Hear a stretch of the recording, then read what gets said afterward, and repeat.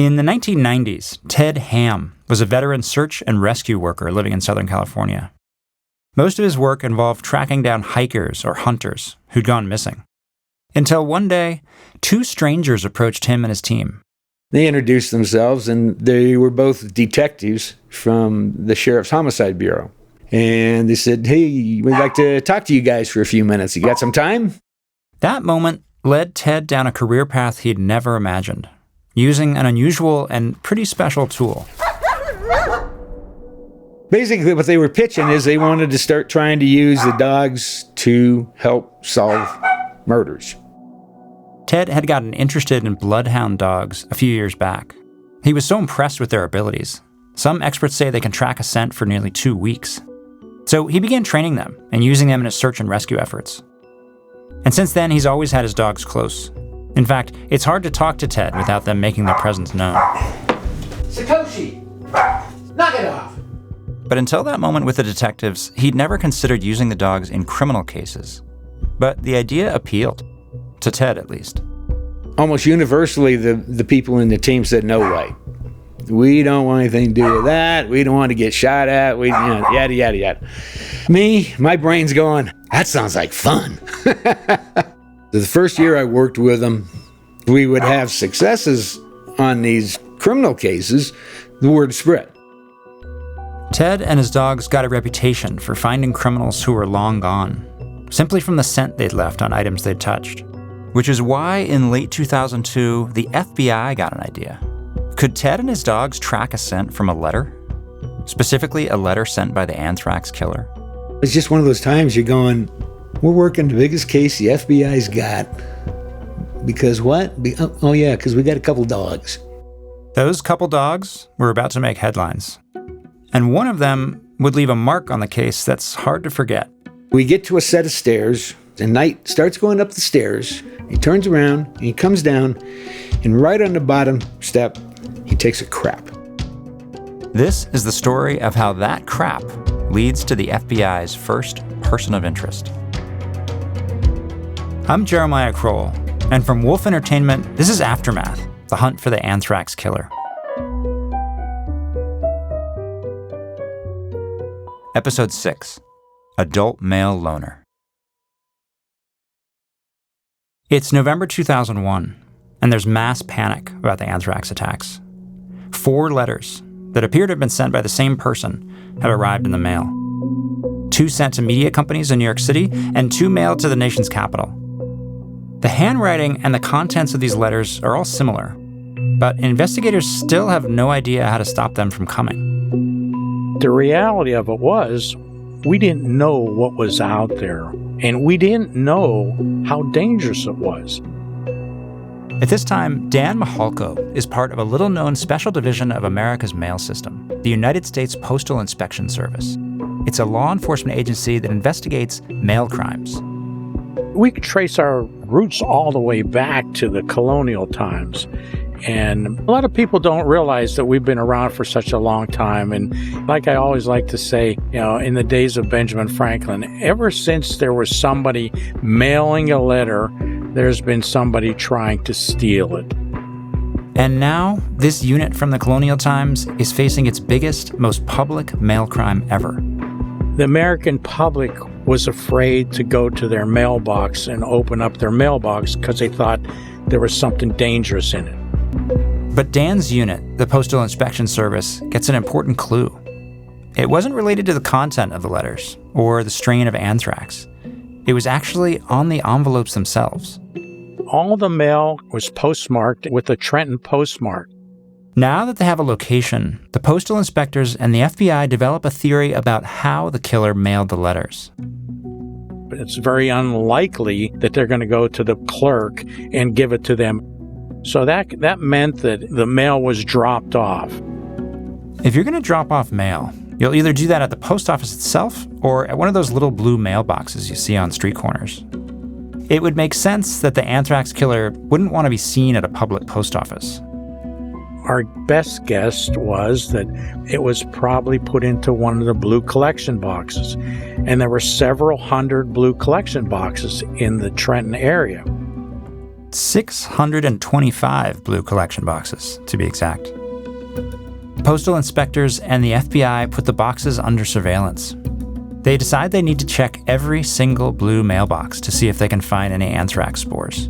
Specially trained FBI hazmat agents from Philadelphia, Boston, and as far away as San Francisco are brought in to help. But once again, they have to balance their need to test in public places with the risk of creating panic. You can imagine the concern to citizens if they see a group of people in hazmat suits showing up in their neighborhood and testing their local mailbox. People were on edge as it was. We didn't need to make it any worse. They decide to test all of those mailboxes under the cover of night. Here's what that looks like. Teams of disease detectives, 2 each, decked out in white Tyvek suits, purple nitrile gloves, rubber boots, and respirators, fanning out into the quiet suburbs around Trenton, New Jersey in the dead of night, using Q-tips to test the mailboxes for anthrax. Each team is then trailed by a New Jersey state trooper, all hoping to avoid detection. The scary part about this whole thing, we had 4 letters that came in, a short period of time, but nobody knew if there were more out there. But at the very least, if the Postal Inspection Service could find spores in one of those blue mailboxes, they'd have pinpointed the exact spot the anthrax killer mailed those letters. And if they knew that, they could start to search for other clues there. There might be closed-circuit cameras, fingerprints, or eyewitnesses even who saw something. Scanning 625 blue collection boxes night by night might be the long way of getting there. But if it works, the payoff will be huge. While that painstaking search is underway, the FBI, in the hopes of finally getting some leads, makes a bold choice. Remember, weeks ago, the FBI had sent off copies of the anthrax letters to their forensic psychologists, and that team had come up with a profile of the killer. So far, agents had kept it to themselves to avoid tipping that person off, wherever they might be. But now, 2 weeks later, still without any real suspects, the FBI shows its hand. The FBI made the profile of the mailer public. That's Agent Scott Decker. It was done with the hope that somebody would call and tell us who had done this. After sharing the profile wide, leaders in the FBI, like Assistant Director Van Harp, push for somebody, anybody, to speak up. We believe there's someone out in the country somewhere that may have information, that may have mentored, may be aware of what this person is doing, may have a little piece of information that would help complete the puzzle for us. The first place they send this profile is to a spot where Decker knows a lot of folks personally. We sent it to the American Society of Microbiology. They're looking for matches. It's like desperate FBI seeks adult male loner, non-confrontational, quiet, and knows a lot about microbiology. It was really the first place to go looking for somebody. You wouldn't go to a physics lab, or a nuclear station. You'd go to a microbiology lab where they did this for a living. Given the crowd, a lot of the guys there might fit that profile. But if it works, it would be a quick way to narrow down the field of suspects. Just hoping that it would trigger somebody to pick up the phone and call with information that may have not seemed important at the time, but maybe it was important. And it works. They get some hits. One of them comes from anthrax vaccine whiz Bruce Ivins at USAMRIID, the Army's Biological Weapons Lab in Maryland. He tells them about a scientist at USAMRIID. He was an expert in anthrax. He knows how to make anthrax spores.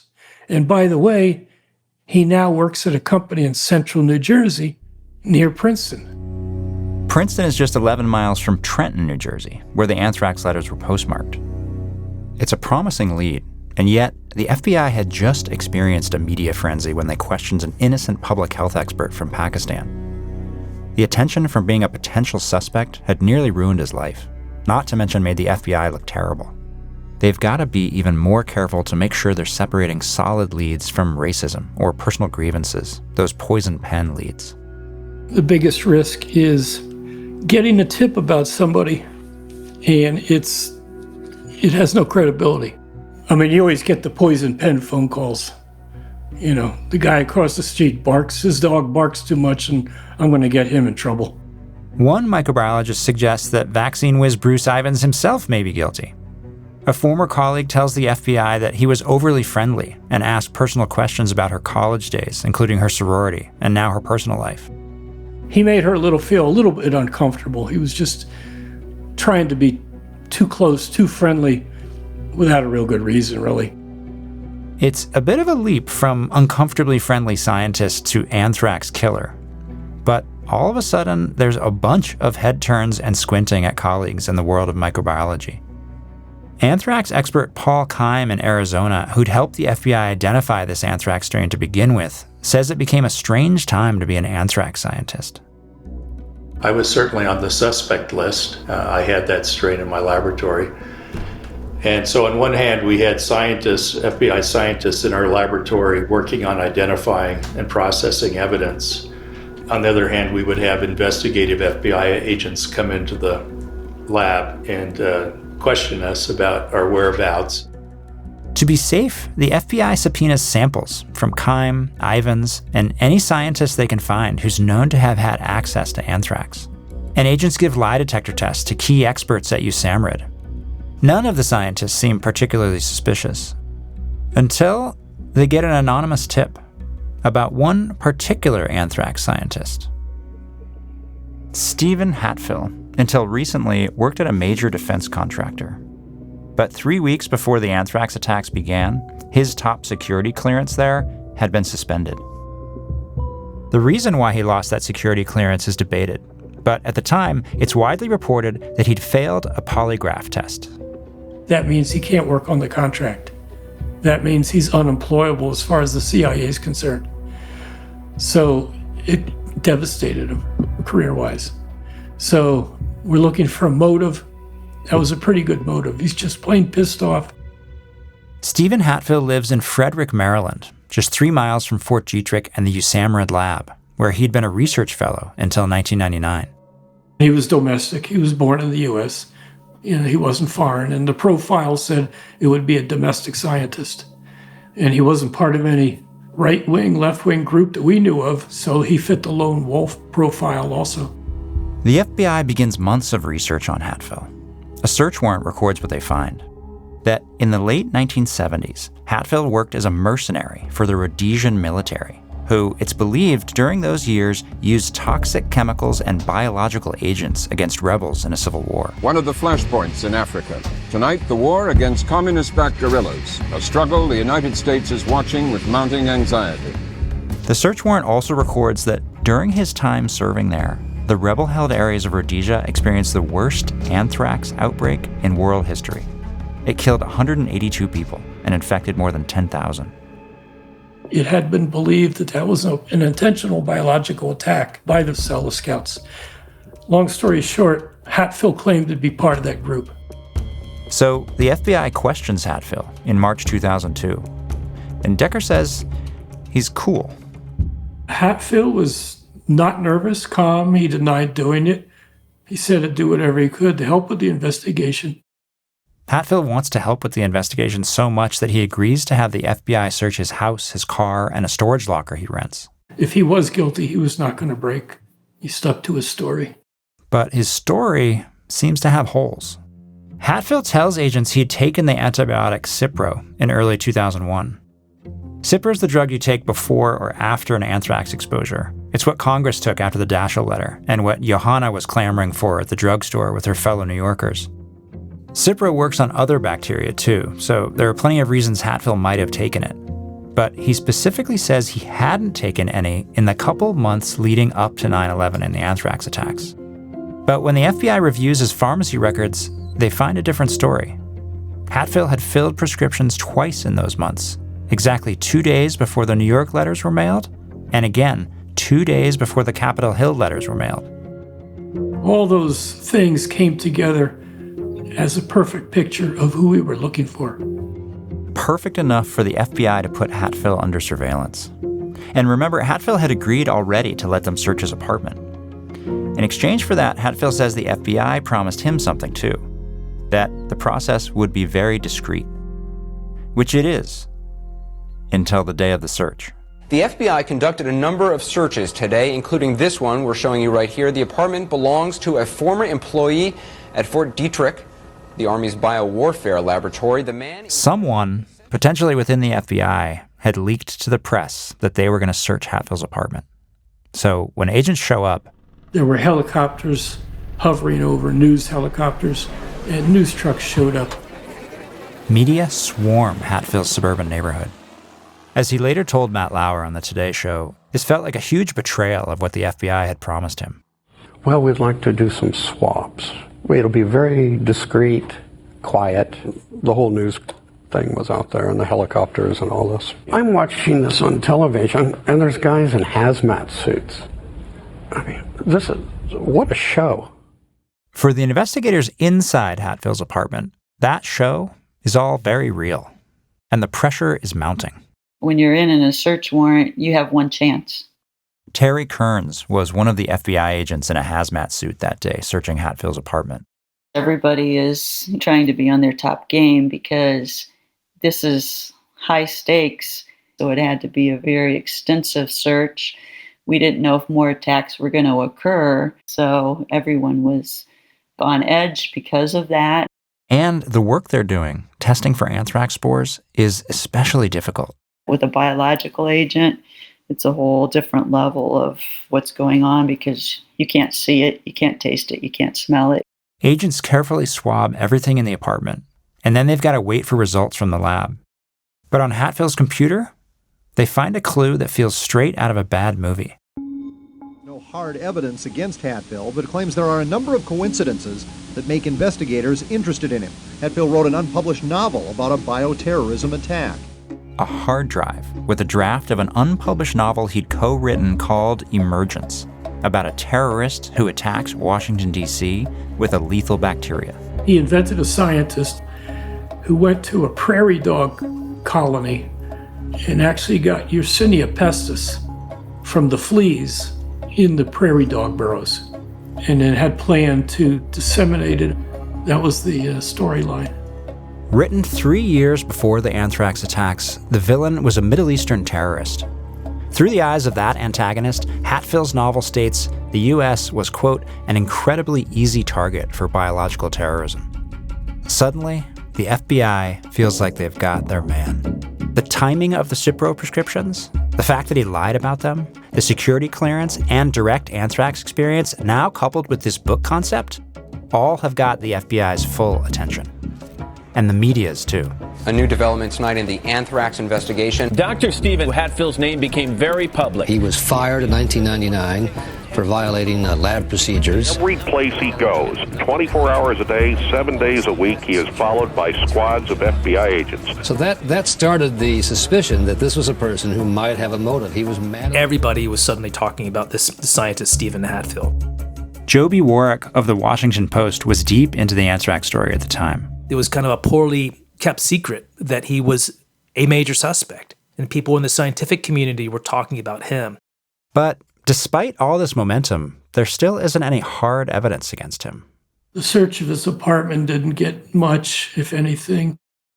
No anthrax residue, no handwriting that matched the letters. They were hoping for more. On the other hand, would one really expect a highly educated scientist to grow anthrax at his home? Or leave incriminating handwriting around his apartment? But there still might be some forensic clue waiting to be found in Hatfield's apartment.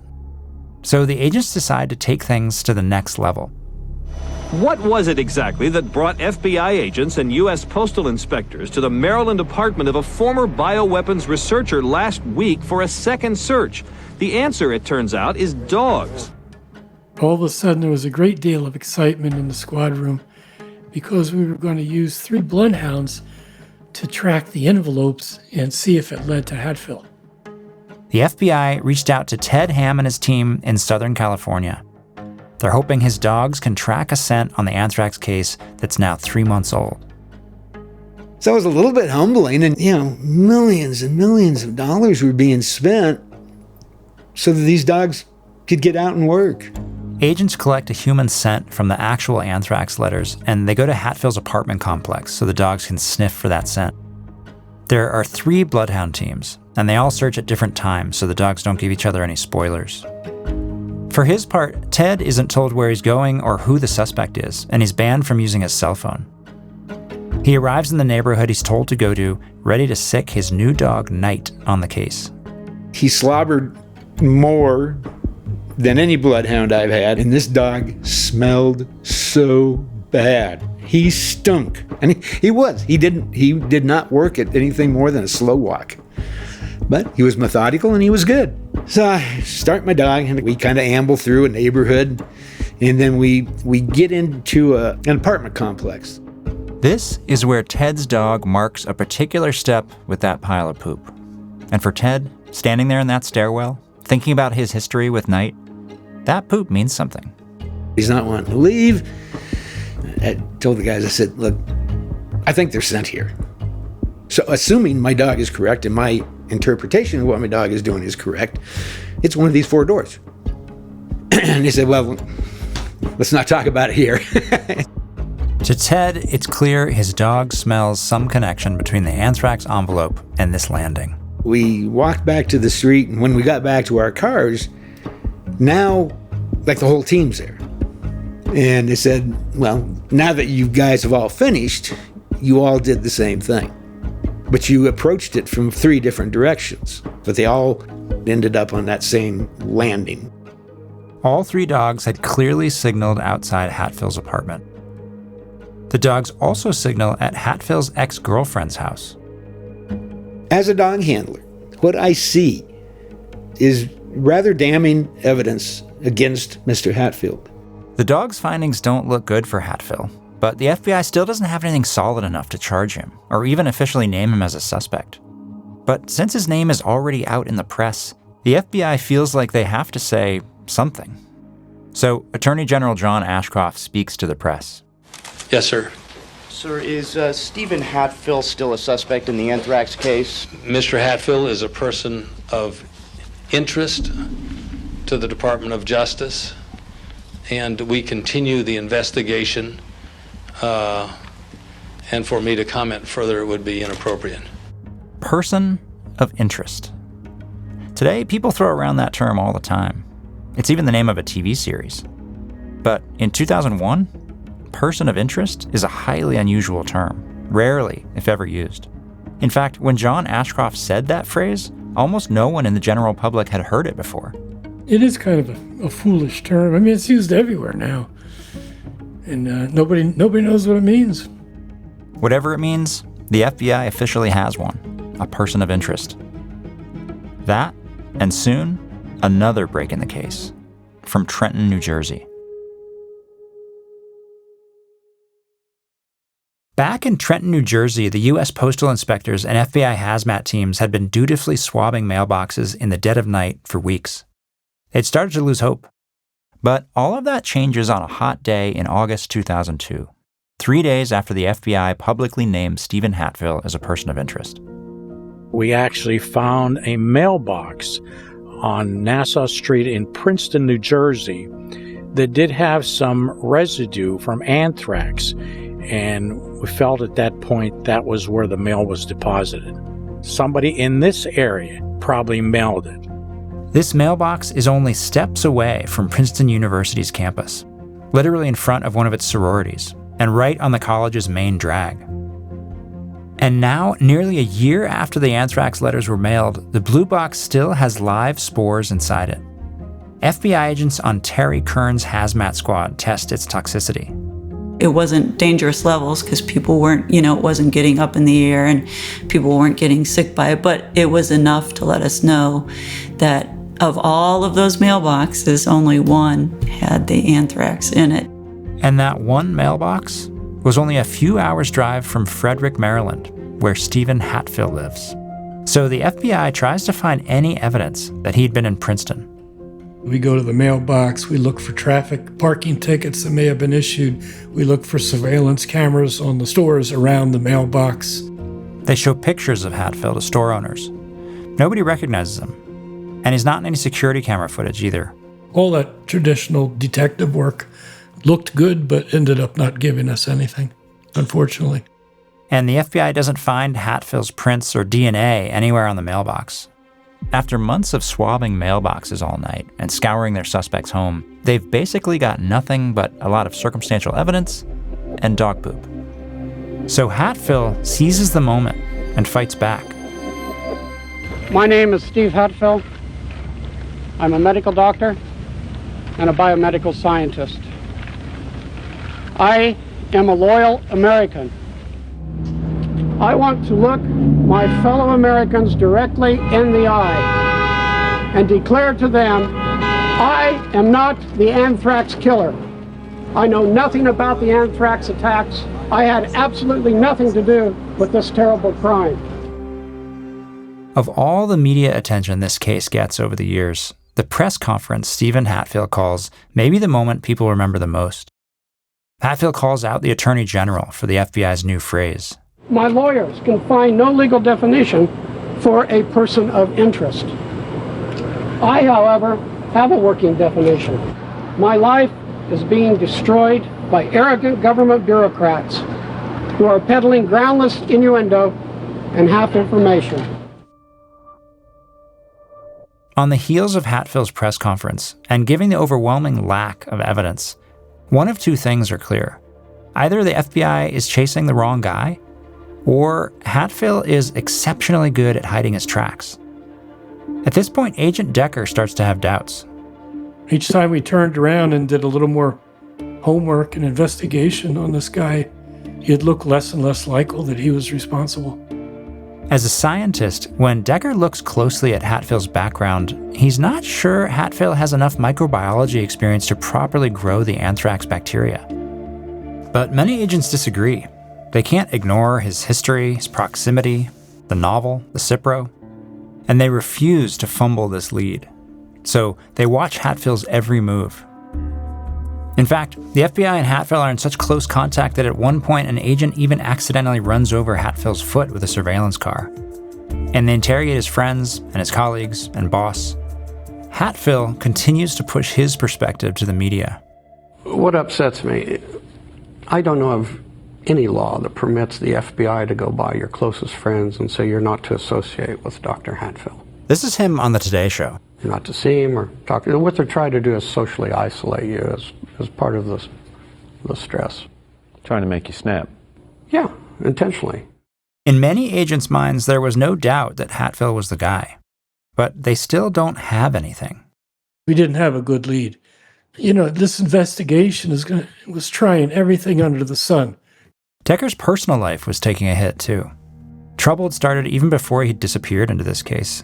He and his wife had decided on a trial separation a few months before Anthrax showed up in Florida. And now the Anthrax case was taking its toll. So she wasn't happy. I was traveling a lot with the hazmat unit. We were probably 50% travel on the road at that time, and we just drifted apart. He and his wife officially divorce. The Anthrax case is unrelenting. It demands everything. And Decker gives it. That's the way this investigation went. No stone left unturned. Then, in turning over those stones, they uncover something. When we searched Hatfield's Camaro, the task force found maps of the Catoctin Mountain area north of Frederick, Maryland. So the task force got together and felt, well, maybe Hatfield had made these letters. Maybe he made the powders in his apartment and then took the powder up to the Catoctin Mountains, camped up there, filled the envelopes up in a semi-wilderness, and drove to Princeton and mailed them. Not a likely scenario, but a possible scenario. The FBI calls the bloodhounds back in. Decker and the FBI and Ted and his dogs all head to the hills. I think we spent 3 or 4 days just in those mountains. Literally every turnout, any place a person could park a car, even for just a few seconds. Ted has 3 teams taking turns, each examining all these little trails and turnouts, scouring for a scent taken from the anthrax letters. Ted's dog, Knight, doesn't find much.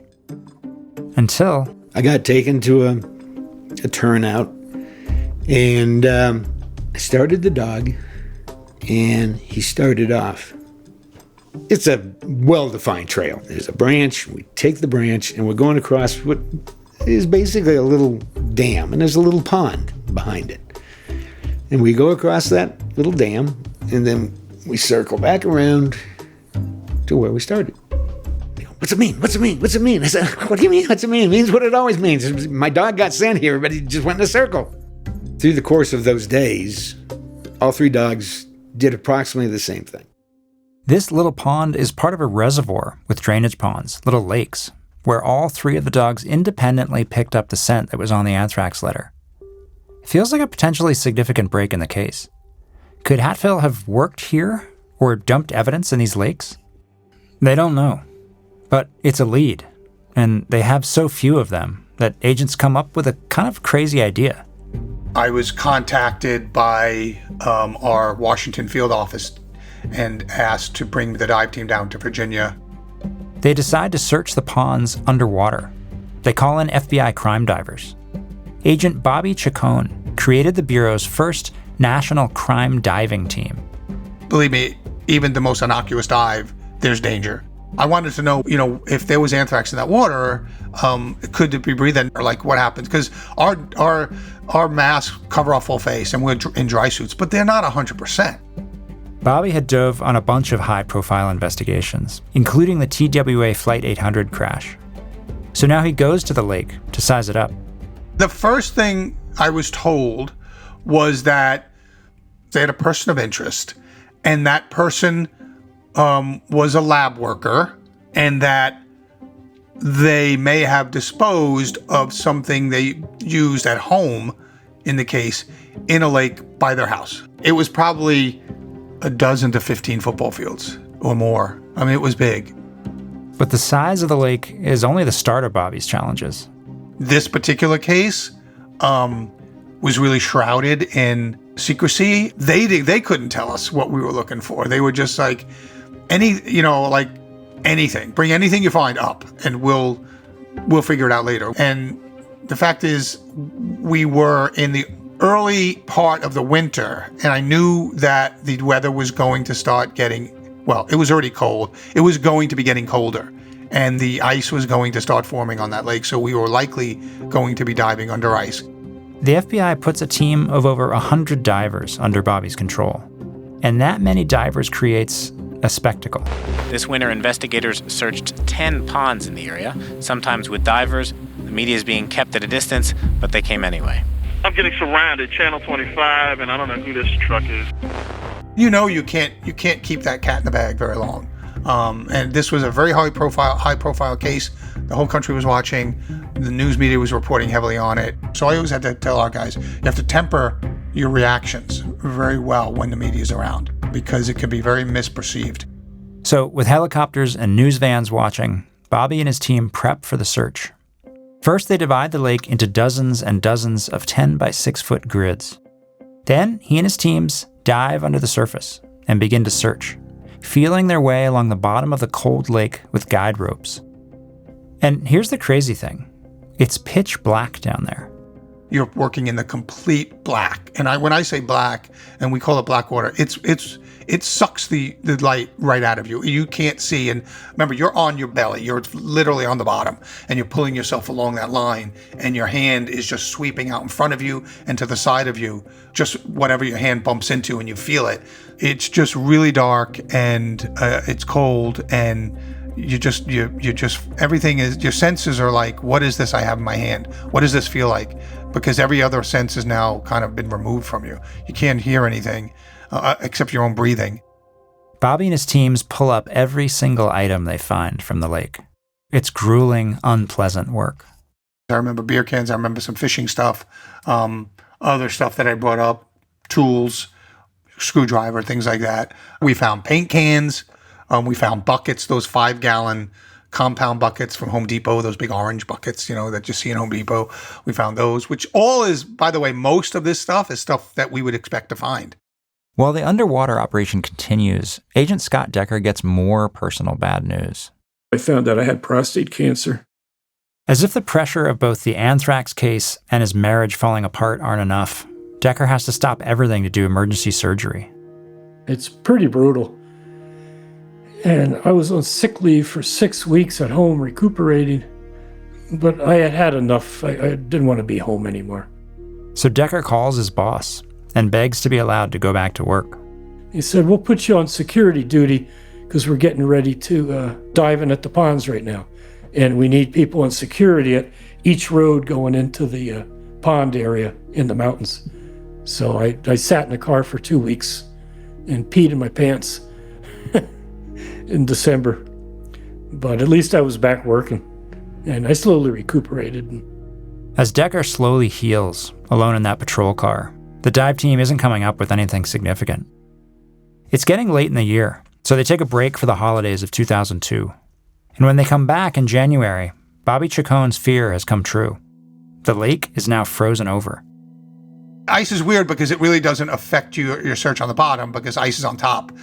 What it does is create just an extra layer of concern about getting the diver in and out of the water in an emergency situation. It's dark and it's muddy and it's sloppy and you know, towards the end when I was under the ice, it was whenever you're under the ice, you're always like, oh, this is not great.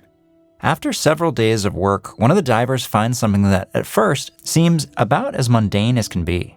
We found a box that didn't mean anything to us, and we found what could be described almost as like not surgical equipment, but like rubber gloves. You always find gloves in a lake like that. To Bobby and the divers, these are just pieces of plastic. I found stuff, but I don't think anything I found was of value. But to a scientist like Decker, that unremarkable plastic looks like something that could be more important. It was a large plastic box made by the Sterilite Company. And this one was maybe 2 feet by 2 feet by 2.5 foot, something like that. But the cover had 2 holes punched in it, and it looked suspiciously like a homemade glove box. A glove box is used in scientific labs. You've seen them in movies and TV shows. Basically an airtight, clear box with holes attached to a pair of gloves.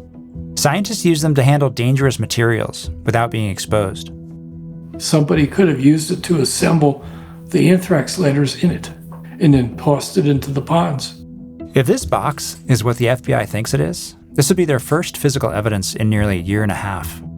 Decker sends the box to be analyzed. He's hoping they could find something.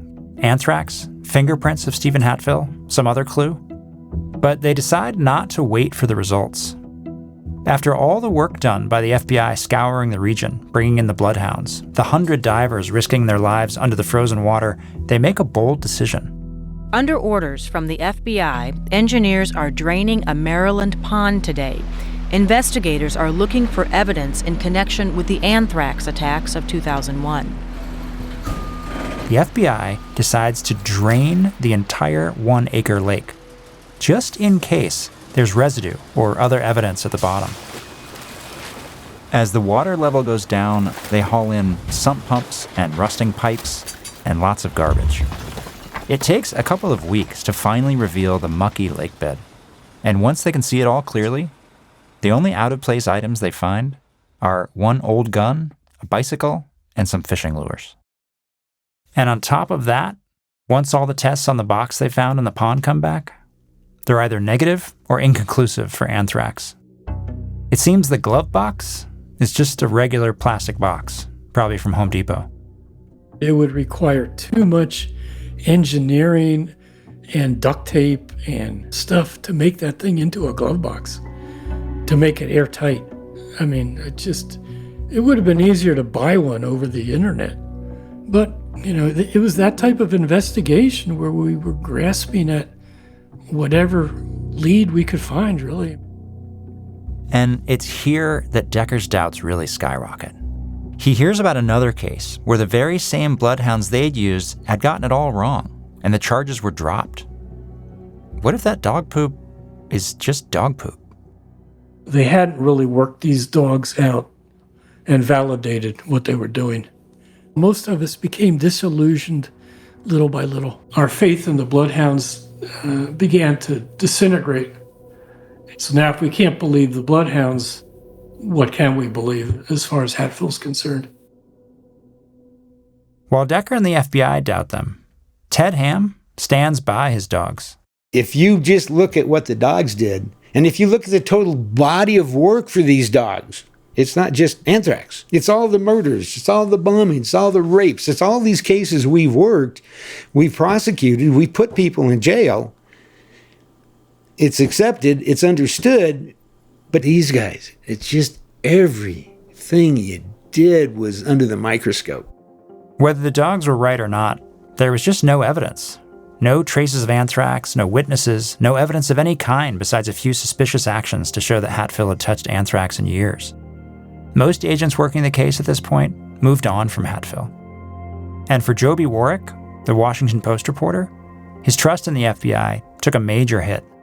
When that disappeared, when that suspect just suddenly and abruptly went away, it did make you doubt. Maybe it's a competency question, or maybe it's just that these things are just too difficult for us to solve. Investigators, like journalists, can be led astray, can be misinformed by their own sources. We went from being fairly sure that the case is going to be resolved soon to feeling that, holy cow, we've got nothing. Nobody knows anything about this case more than they did in October 2001. So we really are back to square one on this thing. The very thing the FBI was trying to avoid had happened again. They had accused the wrong suspect in a very public way. They had told themselves a story. The danger is that the investigation will be misled. You could work to investigate the person who was really innocent at the expense of ignoring the person that really is guilty. Because we haven't, as detectives, kept an open mind. We've convinced ourselves we know who it is, and we try to find evidence to prove that. I knew we were just going to have to dig deeper, and we were in for the long haul. It wasn't going to be an easy solution. We were going to have to solve this case. We were going to have to do something as quick as we can so it didn't happen again. Stephen Hatfield eventually files a lawsuit accusing members of the FBI and the DOJ of violating his rights with a, quote, coordinated smear campaign. The Justice Department eventually settles with Hatfield for $4.6 million. The government didn't admit liability, but said that the settlement was, quote, in the best interest of the United States. The FBI and the DOJ had now spent nearly 2 years on the anthrax case and millions upon millions of dollars. It was really frustrating, and we needed a good solid lead to break the investigation open, because it just wasn't going anywhere at that time. They'd focused so much of that time on Stephen Hatfield, and now had so little to show for it. But not everything went down the drain in that lake. As ice divers scoured under the pond, Agent Decker was struck by an odd event that took place on the shore. A report came from an agent that they had an anthrax expert helping out in the Red Cross tent. He's handing out food and coffee in the tents. That may not sound so strange to the average person. Anthrax expert at an anthrax investigation. But agents knew this expert. He worked at USAMRIID. So, as a potential suspect, the FBI would never allow him at a possible crime scene. Yet, this guy had found a way in. The command post answered, "Do you have a name for this individual?" The radio came back. They said it's Bruce Ivins. He's an expert on anthrax. And the agent also said, "I think he's on the person of interest list back at the office." Why did anthrax vaccine expert Bruce Ivins travel over ice and snow to serve coffee at a crime scene? Next time. We felt that there was somebody else out there who had done it. I remember reading that and immediately having a terrible sinking feeling, just a gut feeling. She felt he was a creep. And this is where the breakthrough happened.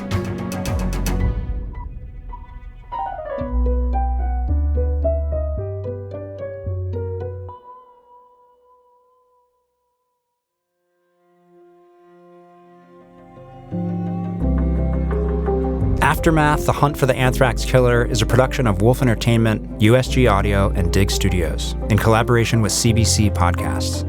The series is hosted by me, Jeremiah Kroll. It's created, written, and executive produced by Scott Tiffany and me at Dig Studios. Aftermath is executive produced by Dick Wolf, Elliot Wolf, and Stephen Michael at Wolf Entertainment, Josh Block at USG Audio, and Janielle Kastner at Spoke Media. The series is produced by Kelly Kolf. Story editing by Janielle Kastner. Sound design and mix by Evan Arnett. Original composition by John O'Hara. Production by Spoke Media. Production support for USG Audio by Josh Laulongi. Tanya Springer is the senior manager of CBC Podcasts. Arif Nurani is the director of CBC Podcasts. Thank you for listening.